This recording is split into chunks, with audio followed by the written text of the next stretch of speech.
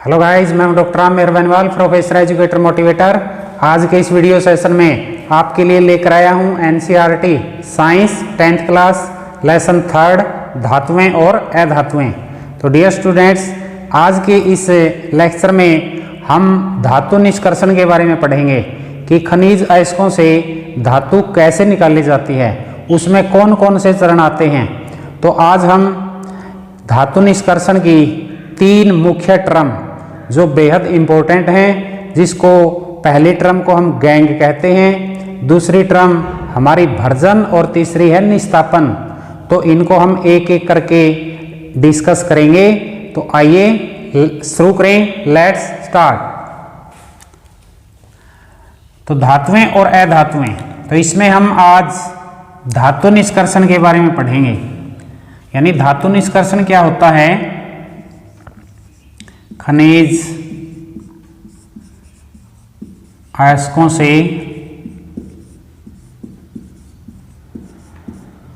धातु निकालना, धातु निकालना। तो इसके बहुत सारे चरण हैं। तो धातु निष्कर्षण में यानी हम 3 मुख्य टर्म आती हैं। तो सबसे पहले गैंग, यानी गैंग क्या है? तो गैंग पृथ्वी से निकाले खनिज अयस्क, खनिज अयस्कों में मिट्टी, रेत आदि अशुद्धियां होती हैं, अशुद्धियां होती हैं। इनको गैंग कहा जाता है, यानी इनको हम गैंग कहते हैं। तो गैंग का मुख्य मतलब क्या है? अशुद्धियां। गैंग क्या है? अशुद्धियां।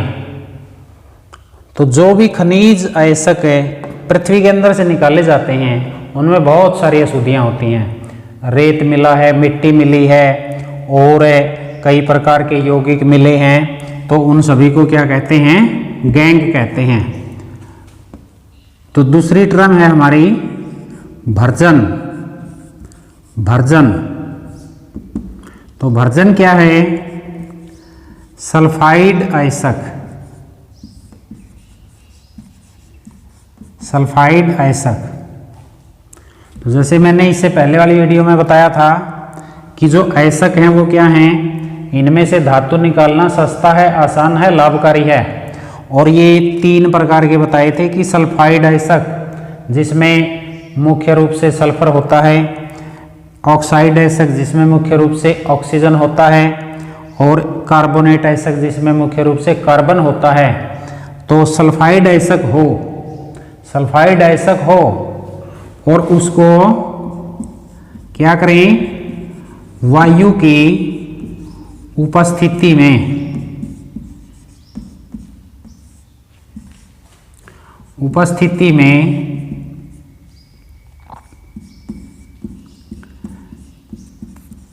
तेज ताप पर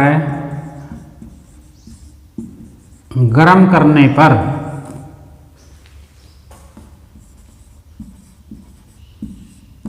यह ऑक्साइड में बदल जाता है, ऑक्साइड में बदल जाता है।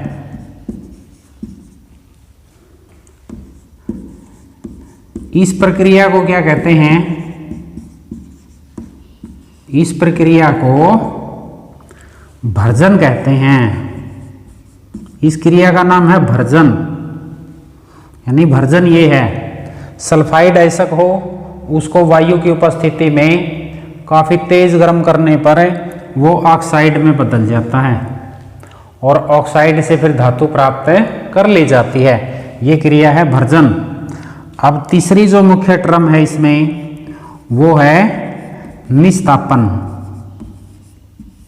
निस्तापन, तो इसमें क्या होता है, ये जो प्रोसेस है ये कार्बोनेट आयस्क पर लगता है, ये सल्फाइड आयस्क पर लगता है।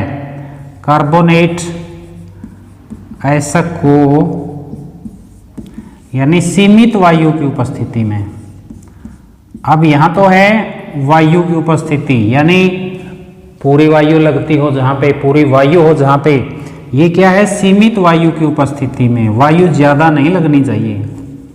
सीमित वायु की उपस्थिति में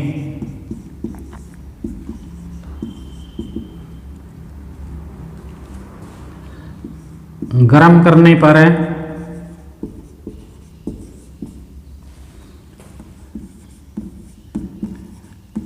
यह ऑक्साइड में बदल जाता है, ऑक्साइड में बदल जाता है।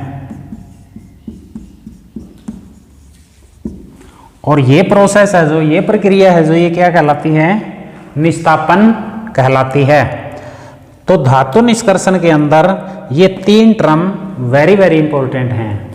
गैंग अशुद्धियों का नाम है, भर्जन सल्फाइड आयस्क को गर्म करना और ऑक्साइड में बदलना, निस्तापन कार्बोनेट आयस्क को गर्म करना और ऑक्साइड में बदलना। तो dear students, if you are enjoying this video then like and share and subscribe the channel.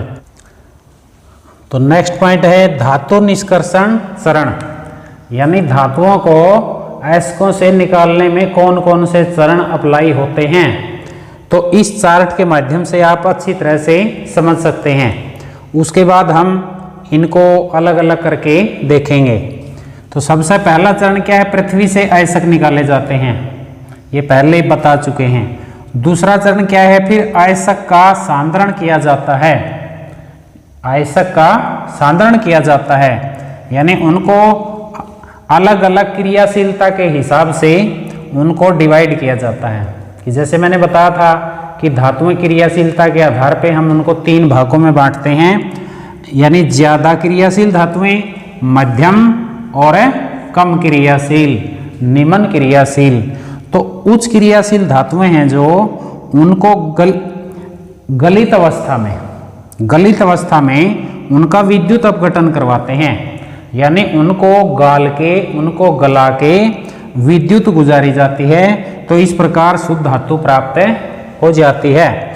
मध्यम क्रियाशील धातुओं में क्या है, हमें दो प्रकार के अयस्क मिलेंगे, कार्बोनेट कार्बन वाले और सल्फाइड सल्फर वाले मध्यम क्रियाशील में। तो कार्बोनेट को अभी अभी बताया था निस्तापन किया जाता है। कार्बोनेट अयस्क को कम वायु में गर्म किया जाता है, उसको निस्तापन कहते हैं। सल्फाइड अयस्क को वायु की उपस्थिति में गर्म किया जाता है और ऑक्साइड में बदलता है, उसको हम भर्जन कहते हैं। और निस्तापन और भर्जन दोनों में, यानी गर्म करने पे जो ये अयस्क हैं वो ऑक्साइड में बदलते हैं, ऑक्साइड में। उसके बाद ऑक्साइड से क्या है, धातु अपचयन करवाया जाता है, यानी धातु को रिडक्शन हम कर लेते हैं, यानी ऑक्साइड से धातु को अलग कर लिया जाता है, ऑक्सीजन अलग हो जाती है, ये धातु अपचयन है। उसके बाद उसको शुद्ध किया जाता है, शोधन किया जाता है, ये चरण है।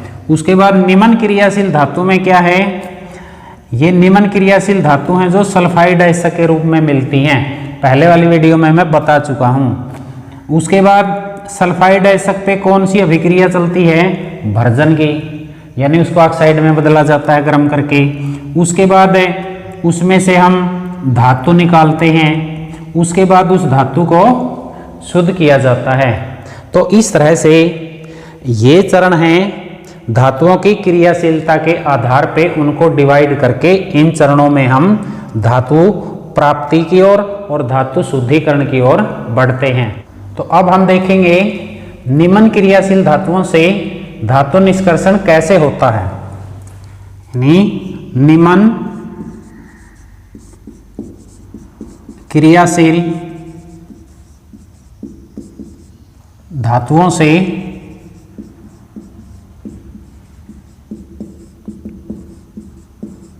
निष्कर्षण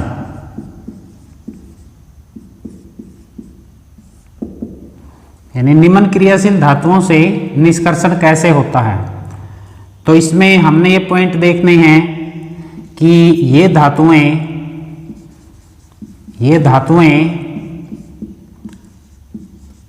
कम क्रियाशील होती हैं, कम क्रियाशील हैं,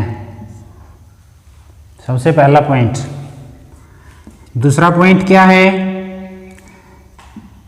कि इनके सल्फाइड आयस्क हैं, जैसे आपने अभी देखा था चार्ट में, इनके सल्फाइड आयस्क को केवल गर्म करने से ही, केवल गर्म करने से ही धातु प्राप्त हो जाती है, धातु प्राप्त हो जाती है, यानी ये विशेषता है इनकी। तो अब जैसे एग्जाम्पल हम देखेंगे, मरकरी, मरकरी का आयस्क, मरकरी का आयस्क सिनोबार है, सिनाबार, जिसको HGS ये प्रतीक है, सूत्र है इसका सिनाबार का।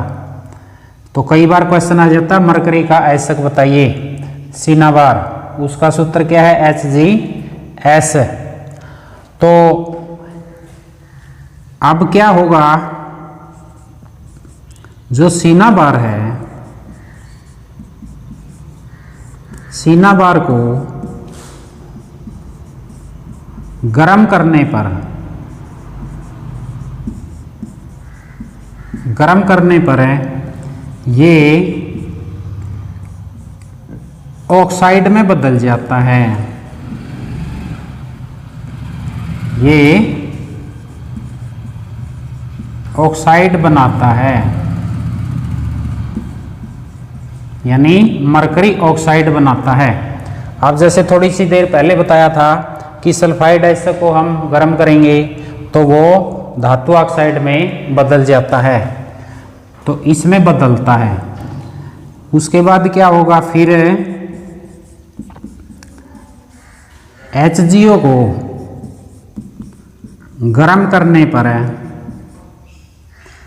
गर्म करने पर धातु अपचित हो जाती है।